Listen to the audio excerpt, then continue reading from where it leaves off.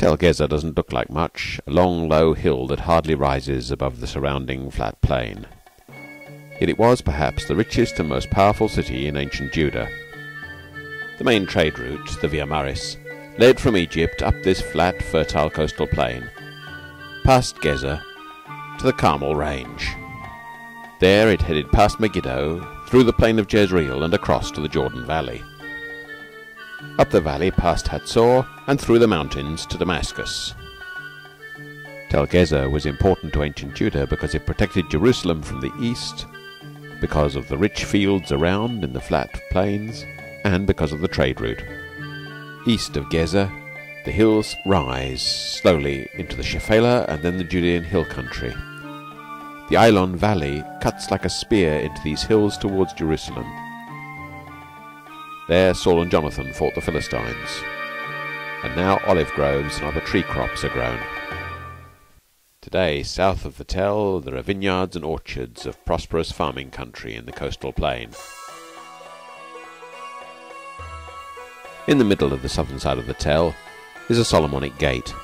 A century ago, McAllister identified it as a Maccabean castle, illustrating some of the difficulties of dating. On the right of the gate is a barracks and the remains of a casemate city wall. Looking down into the gateway, you can see its shape better despite the overgrowth.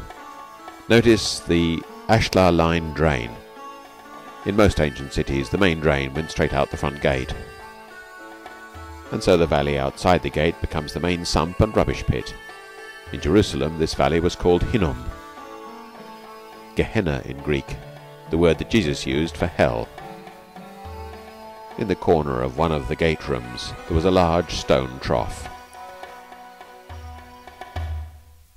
The Middle Bronze Age south gate is too eroded and overgrown to reveal much. It was on a different site from the later gates. Beside this gate is the base of a tower. The size and fine construction of the Middle Bronze towers are an indication of Gezer's prosperity and power during this period.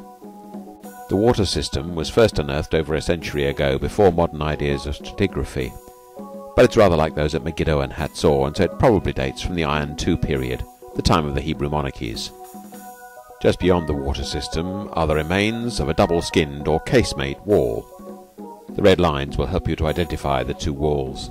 Such casemate construction is typical of the Iron II period and gives strength at less cost. In Beersheba, there were rooms in the gap between the walls. On the other northern side of the Tel is a high place, a line of 10 standing stones, monoliths, some of them over 10 feet tall. They probably date from the Middle Bronze Age and were reused in the Late Bronze Age.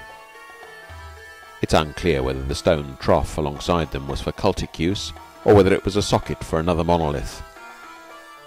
The huge bulk of such standing stones is impressive today.